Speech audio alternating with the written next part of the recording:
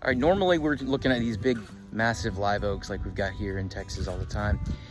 What we're gonna talk about today is actually what do we do when we have a small oak tree, something young, a few years old. Maybe you just bought a house and the builder put a tree out in front that's maybe a couple of years old, or you've been in the air 4 or 5 years. What do you do then? Is there some things that can be done when they're young? The answer is yes. There are things that can be done while they're young that will set the tree up for success, that are very inexpensive, very easy to do.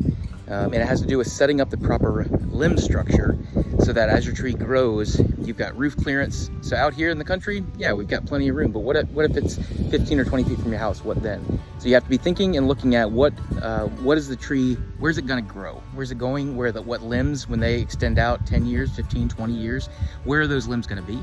And one of the first things we wanna start with is you wanna begin setting up those first limbs, like that main crotch where they start coming out. Those unions to be between 6 and 8 feet, sometimes 10 feet, depending on the size of your house, how close it is to your house. But they're always gonna come out and down. So what we wanna do is go ahead and set those limbs. We're gonna start chasing them up, and the tree's gonna continue to get taller over the coming years. But taking 1 and 2 inch, 3 inch cuts when they're small, they're much more vibrant. They can recover from those and compartmentalize those wounds really quickly. And they're not a 20-inch cut in the future when you've got a massive tree and there's a limb that should have been taken a long time ago. So thankfully we've got a couple of good examples here. So this here is overcup oak. You've got a competing leader here. And so this could have been taken a lot younger. It's about 3 inches, maybe 4. What we're gonna do is we're gonna end up taking that off. And so it's gonna set up, that first limb is gonna be up here and be about 6 or 7 feet. And so now it's gonna have plenty of room, one, to get rid of that competing leader, which could have been done years ago. And then it will give plenty of room for it to continue to go out. It cuts down on your maintenance when you're trying to mow around it. It also reduces cuts because you've got plenty of height. Here's another one that could have been solved years ago.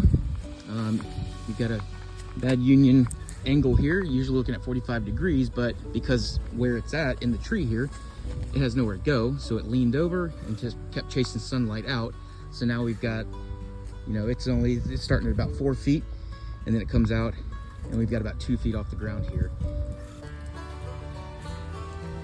Where the rest of the canopy, you've got 3 or 4 feet. Now again, that limb is gonna come off.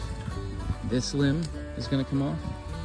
And then so we're starting about 6. We can even, next year, we may take another limb or 2 here. We've got one here that doesn't really have anywhere to go. It's coming out and already coming down.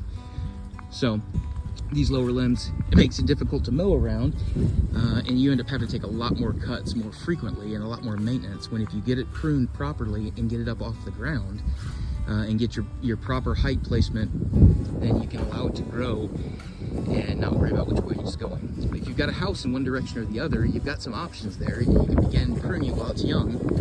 So these limbs up here, if they've got, say your house is in this direction, well, you can start pruning these limbs when they're younger and selecting limbs that you're gonna allow to keep growing out. Okay, the house is gonna be missed. That's gonna go out this direction.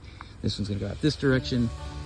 And you can make those adjustments structurally to the tree while it's young, so it sets up for years and years of great growth. All right, here's our last example. We've got this tree, and it's about, I'd say 10, 15 feet tall.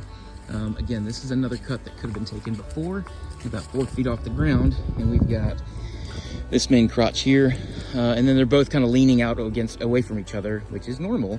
But if we had taken that out, this leader here, and allowed it to come up, we've got a great beginning of that main crotch where it's going to start growing out and coming from there in the future. So what we're going to do is take this one, and then next year we'll come and take this one and allow it to slowly rebalance, and then we'll have this main one about 7 feet, and it'll kind of straighten out. So it's got a little bit of a lean to it now, but it'll straighten out, and then you're gonna have this big, massive, beautiful tree with plenty of clearance, plenty of room for shade, picnics, all of that kind of stuff.